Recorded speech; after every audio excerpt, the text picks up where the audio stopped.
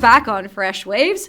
I'm your host, Brenda Masson. We're talking this morning with Karen Stephenson, author of Fields of Nutrition. I must tell you, my Fields of Nutrition book is all ratty and torn. It has stains, blueberries squashed on it, bugs squashed on it, because it tends to be in my backpack. And I'm a certified Hike Ontario hike leader. Oh, and nice. I take people out on the trail, and I always have that book. Well, And- you should have told me before. I would have brought you the newest edition. With a newest edition would be great. Better looking cover too, thanks to my son who redesigned it. Oh, perfect. I hate mushrooms. My aunt in France used to have this big party for the family during truffle season. Yes. And I'm the only one who would refuse the truffles. And she was like, quelle horreur, c'est pas possible. You're not a relative of mine if you don't like truffles. Oh, no. So people will say to me, oh, look at this pretty mushroom that I found. And if they picked it already, I'll say, gee, that's rather unfortunate. Please don't pick anything in the York Regional Forest. But also, I will say to them, wash your hands, because I am not qualified to tell you whether that mushroom is poisonous or not. Yeah. And that's something to be considered. Some mushrooms you can touch them with your hands and nothing will happen as a result of, but there are some that do have a high concentration of different toxins. And therefore, if they are now on your hands, if you have that, oh, I got to scratch my eye, or, oh, yeah, look at that. This is really nice. I don't know, peanut butter, hummus, whatever. Yeah. And you use your finger to dip. And if you haven't washed your hands, not to say that that tiny amount will be fatal. It won't. No. But it's going to cause you some harm. Yeah. Or possibly cause you a lot of harm. Right. You got to know what you're doing. You so do. I carry your book, and I'll say, well, see what you can find in here, and hand it to them. But like I said, I don't eat any mushrooms when I'm out on a walk because I don't know enough about it. I get a lot of people emailing me, and they'll say, what is this? Is this an edible mushroom? And I will clearly see that, okay, I know that this is an elm oyster. I would actually stake my life on it, but I dare not put that in an email. Right. So I have to protect myself, Right. and I have to say, it looks like it is an elm oyster, and however, I am not there to examine those gills, to examine the texture myself. Therefore, I can only advise you that it probably is, but you need a qualified person by your side to confirm that. Yes. I volunteer for the Toronto Mycological Society, and I have led some forays. But even then, there's just something about, if you make a mistake by eating the wrong plant, chances are, unless you're not going to die. You're going to be painfully ill for a while. But mushrooms are a whole different game. But yet, as far as mushrooms go, there are so many incredible medicinal mushrooms that have a huge, huge amount of benefit to human health. Turkey tails is great for building your immune system, for example, for inflammation issues in your body. Two of the most common conchs that grow on trees are beyond amazing, and that being the tinder conch and the birch polypore. And those are like a fungi, right? Yeah. So now the tinder conch grows on not just the birch, but other deciduous trees as well. But getting it from a birch is by far more beneficial because of the betulinic acid that is within the bark of that tree, and hence the reason why birch polypore is also highly beneficial, not just because of anti-inflammatory reasons, but for many other health reasons as well. Okay, now this is a fungus growing on the side of a tree, and but again, I guess there's probably some that aren't very good for you. Probably. So you got to know what you're talking about. You've got to know what you're doing. Yeah, because some people out there say, well, if it comes from a birch, it can't harm you. Okay, here we go again. What can be perfectly beneficial for one person may not benefit another person. And to have a blanket statement that says anything that grows from a birch tree is beneficial, well, it could be beneficial to your local pharmacy. Like, yeah. You shouldn't have eaten that. But no, there are no rules like that. People tell me all the time, oh, it's natural, so it's really good for me. And then I say, arsenic is natural too. Lead is natural. Mercury is natural. Man, don't want that on my dinner plate. No, exactly. So there's a lot of natural things that aren't good for you, but there's a lot of natural things that are wonderful for you. Yeah. How do you get food here that's going to last? we have talked Oh, about you need cabbage. you need my winter survival book. I do, definitely. Okay, so we know about cabbage. And cabbage will last the whole season. I yeah. have put cabbage in a crisper in a secondary fridge, Yeah. and I put newspaper around it so it's not touching other things and it's getting a little bit of moisture absorption from the newspaper. And it'll last to April. Obviously, the outside leaves I can't use, but I can put that thing fresh in the fridge from October, and it's still good in April. Yeah. It's an amazing food. It is. It is. And I mean, houses nowadays and for many years have been built without a cold room. Yeah. Cold rooms, I think, are absolutely critical in order to harvest your squash and harvest your cabbages and some of your cruciferous vegetables to make them last well into the winter. But we don't have that cold room anymore. And without that, it becomes very difficult. It'd be difficult. We now are dependent upon hydro, which is our fridge, of course, or knowledge of long-term storage in terms of cooking and canning and of course, how many people really have all that time to be canning everything, making their own tomato sauce and making their own. It is a huge time investment. Mm-hmm. It is, and it's a good point to discuss because there are a number of different modules, let's say, that talk about how long food would last if there were a crisis. So if we had a 9/11 that was more global and all of a sudden airfare is shut down. Yeah. And we can't get ships in with food. Hydro's down. Yeah. So cellular technology's gone. Yeah. Even if you did have hydro, how much food do the grocery stores have? And how long are we going to be able to eat for? And the general consensus is 4 days. Yeah.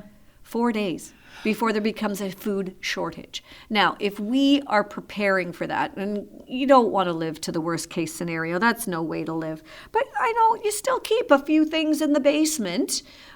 Freeze dry your food. Yeah. Invest in the dehydrator. Start free. That's what I've done that with a lot of wild apples. I come home, I'm like bags and bags full of wild apples. I dehydrate them. And not only do they store long term, but by gosh, do they taste so sweet because of course now the water's gone. And all the do they taste like leather? It's kind of no. So what consistency do they get to at that point? Chewy. It's not rock hard, it's chewy. No different than if you were eating a raisin. A raisin is a dried fruit, isn't it? Yes, exactly. I was going to say a gummy bear, but that was just something that be a raisin. Yeah, yeah, a raisin is good. But we have teeth for a reason. Chew, to chew. Yes. Okay. So apples is something that you can keep then. Yeah. I keep my garlic. Yes. I buy garlic in September. Yep. Or keep it throughout August, the year. and I keep it until the next year. Yep. Because I do not buy garlic from overseas. I buy garlic from here. And do you know that garlic is actually renowned here? Ontario garlic is sought after by chefs worldwide. Yes. Because we have such great garlic. So there are garlic festivals in Toronto, and there's garlic festivals in Carnarvon. The garlic festival in August in Carnarvon is one of the largest garlic festivals, and it's fantastic. Yeah. Carnarvon, Ontario, right near Haliburton. Okay, so we've got some cabbage now that's stored, and cabbage, of course, you can do fermented, yeah. And your apples, just dehydrate them. Any food that maybe you've grown in your own garden, if you don't, there's actually there's a process to freeze drying, and not everybody, again, is going to take the time or the money maybe, because some people are on a very limited budget. But there's one company that I will give a bit of a plug to, and oh gosh, can I even remember? It's either Biden or Bryden. And they specialize in freeze-dried foods. Mm-hmm. So for $250, which, I mean, if you're paycheck to paycheck, that's a huge gulp. But it's an investment, because should that scenario ever happen in which there is some kind of, let's look at Ottawa back in the late 90s. Right. They lost hydro for up to, depending on where in Ottawa, they lost hydro up to 3 and 4 weeks. Mm-hmm. But if you want to hunker down in your own home, you need to have that food supply and water.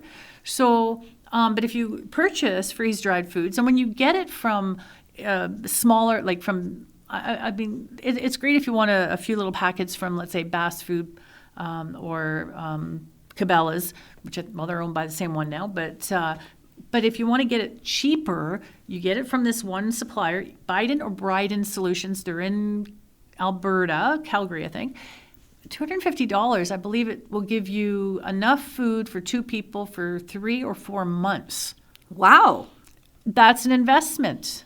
So, and it lasts for decades, I think up to 20 years, I believe. Wow. So, or even if it's only 10 years, if I'm wrong on that, as you're coming close to the best before date, when that big event hasn't happened, okay, phew, that's nice, that's good, okay, big sigh of relief, but start just eating your dehydrated food. Yeah. When you put it on a day-by-day cost over that many years, it's pennies. Absolutely. Huh. Yeah. Interesting. Yeah. Now, there are some great cookbooks. I will give a plug to Eating in Season. It's a Mennonite cookbook. And it does tell you what is a winter squash. So what squash can you buy in October that's going to last and be able to be eaten? Yeah. You know, a wrinkly apple. Who cares? You use it to make a pie or a tart or a... sauce. You know what I do? I make what we call the apple pie guts. And it's basically whatever you would put on the inside of an apple pie. And I just make a big batch of it with apples, and we leave it in the fridge, and you put it on your oatmeal in the morning, and it just tastes so good. Yep. And there are small organizations like Research that are still canning. Yep. So that you can get jarred peaches. And you crack one of those jars in February, and it just reminds you of summer. Yeah. It's wonderful. Put it over top of ice cream, or just have peaches and cream. Oh, it's delicious. Totally, yeah. But eating in season is really, I agree with that, because who doesn't, I've yet to meet a person who does not like a fresh strawberry. There's something about the fresh strawberries. They're at their peak. They're beautiful. You go to a store now, or right through until, let's face it, I mean, strawberries have a very short lifespan. You're getting a lot of the fruit that comes from California and from Mexico. And I can't recall the specific name of the gas that's actually injected into the soil to create these strawberries that, first of all, are not meant to be bigger than a golf ball. And they're flavorless. They're totally flavorless. They don't have any flavor. It's the same with tomatoes. You get a tomato in February that's coming all the way from Mexico. It's picked green. It sits on a truck for weeks. Yeah. And then maybe in the grocery store for a week before you get at it. And it is no flavor. It's red. It looks beautiful. And I'm so excited. And it's lunch bag let out. Exactly. But then are we meant to eat tomatoes, fresh tomatoes, in February? Or is there something to be said for the fact that the people who live here need warm things that are made into stews and soups in February because we have such a cold climate? Yeah. And maybe that's when we have I freeze tomatoes. Yeah. The way that people freeze other things. I fermented mine. Did you? How did it work? It turned out really well. High on the sodium perhaps, but for those sodium watchers, but the people who put them into sauces and make their tomato sauce every fall. Yeah. I went to a family's house that makes this. It's a ritual every year, and they have the machine that grinds the tomatoes, and they had a fire going and the sauce bubbling all day, and then they all canned, and there were kids and male and females working on this sauce. Yeah. And they produce jars of sauce for their entire family for the whole year. Yeah. And it's fantastic. And what a great fun day it was. Yeah. And like you said, people don't have time to do that. But if you can find a good organic tomato sauce, you're usually getting some good nutrients. And that introduces, again, it goes back to the person who's paycheck to paycheck. It is very, very difficult. So when it comes to canning and preserving foods, and if you say, I don't have time, I'm the first one. I'm at the top of the list. I don't have time. Oh my gosh, I'm busy. I'm a freelance writer. I've got 2 books I've been writing 2 books for two clients over the past couple of months, plus my edible wild food, doing writing for that, and also working part-time in the mornings. I really don't have time. So it's, okay, we need to prioritize here. What is totally important? This food that I've just grown is going to spoil if I don't do something with it. Mm-hmm. And I want this versus having to buy these tomatoes in February. So, okay, I have to take that time, invest the time now, because this is also my health insurance. Right. So, Right. Now, do you also grow herbs? yes. I have what I call my medicine garden. It's Yes. my herbs. Now, how do you preserve your herbs for the wintertime? I dry. I You're air looking for dry. dry. Air dry and then store them in mason jars. Mason jars? Yes. Yep. Okay, me's getting confused now. So let's talk conventional herbs like sage, Basil. yes, Basil's a big rosemary. one. Uh-huh. So you just I air dry them. Never. Do you hang them never. No, I make windows like screens with window screening and let them air dry on that. And you have to make sure it's not that screening is not sitting on a surface, so it's getting air circulation. Okay. If I tried to hang everything, I'd be walking in a forest. Only the roots are up there, not down here. But so I air dry them, and then once they're totally dry, I either grind them down into a powder or I leave them as they are, put them into mason jars, and they get stored in a dark, cool location. 2-year lifespan. Do you have to suck the air out of the mason jars? No. Once they're dried, no. Okay. But they have to be dried. Dry. You have to make sure there's no moisture left. Right, So I 'cause mean, if once there you do is, this, it'll if they go crumble, moldy. you know you're good. Yeah. Yeah. Okay. All right. Anything else that you dry for the winter time? Oh, everything that grows wild. Now, what about a root? Stinging nettles. And We did have a listener who specifically asked about roots. She was, I think, more concerned with a dandelion root. Could it be used in tea? yeah. And how do you keep a root? Same way. What you're going to do is dandelion roots are fairly small, so you can dry them as they are, and then the earth will just naturally fall off once it's bone dry. Or with a root, you can wash a root if you really want to make sure that there's no earth on it at all. But once it's totally dried, you cut it up into small pieces or grind it down into a powder. Yes, you can make a tea. I like to add it to my coffee. I like to have 1 cup of coffee every day, and coffee has a lot of antioxidants. There's a lot of benefits, health benefits to black coffee. And but coffee, unfortunately, is highly acidic. So we know that our bodies have to be pH balanced. Otherwise, we're going to introduce disease if we get into that acidic zone. So I know coffee puts you into that acidic zone. And that's not a good way to treat your body first thing in the morning, as far as I see it.